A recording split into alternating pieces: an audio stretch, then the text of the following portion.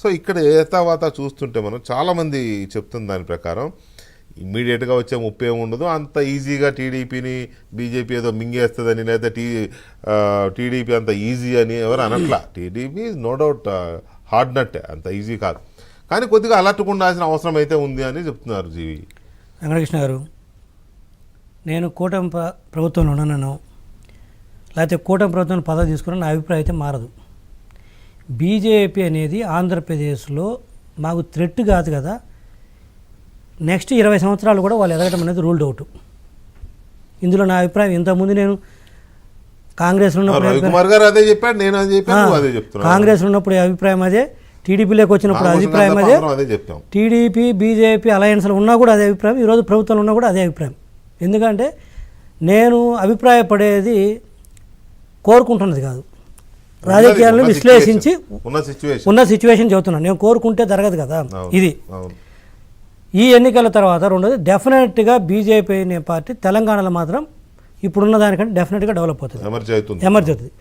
మూడోది వచ్చేసరికి రేవంత్ రెడ్డి గారికి మీరు ఇందా చెప్పిన దీన్ని చూసావా, అది కొంత కరెక్ట్ కాకపోతే కానీ బట్ డెఫినెట్గా ఇదైతే బోనస్.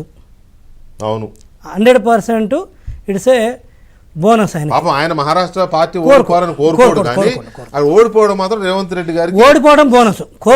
ముఖ్యమంత్రిగా అన్డౌటెడ్ మామూలుగానే సేఫ్ జోన్ లో ఉన్నాడు, ఇది బోనస్ అంటున్నాడు. దీనివల్ల ఆయన సేఫ్ జోన్ లోకి వెళ్ళలేదు, సేఫ్ జోన్ ఉన్నాడు, ఇంకా అడిషనల్ గా వచ్చింది. ఈ మిగతా వాళ్ళ నోళ్ళు కొంచెం మూతపడతాయి, ఇంటరు.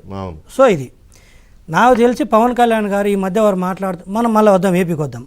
వీళ్ళు ఇందాక వాళ్ళు చెప్తున్న పవన్ కళ్యాణ్ గారు బీజేపీ అనేది కూడా నేనేమంటే పవన్ కళ్యాణ్ గారు డే బై డే ఆయన మెచ్యూరిటీ లెవెల్స్ పెరుగుతున్నాయి గమనిస్తే రాజకీయాల్లో.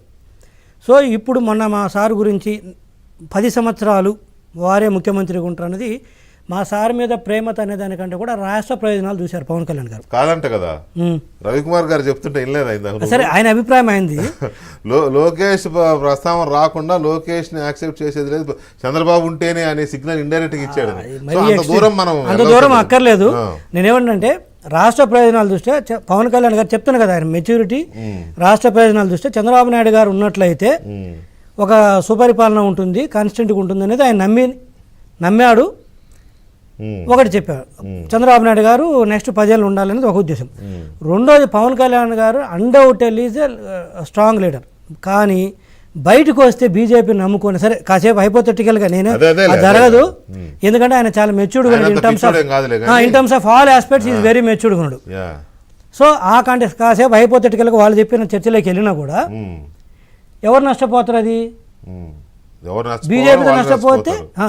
నేను ఒకటి వెంకటకృష్ణ గారు, బీజేపీ పార్టీ తెలుగుదేశం పార్టీతో ఉంటే బీజేపీ పార్టీకి ఉపయోగం ఆంధ్రప్రదేశ్లో, కేంద్రంలో మేము బీజేపీతో కలిసి ఉంటే అది రాష్ట్రానికి ప్రయోజనాలు మ్యూచువల్ అంటే ఇటు మేము బీజేపీతో సెంట్రల్ ఉంటే రాష్ట్రానికి ప్రయోజనం, మాకు వ్యక్తిగత కంటే కూడా.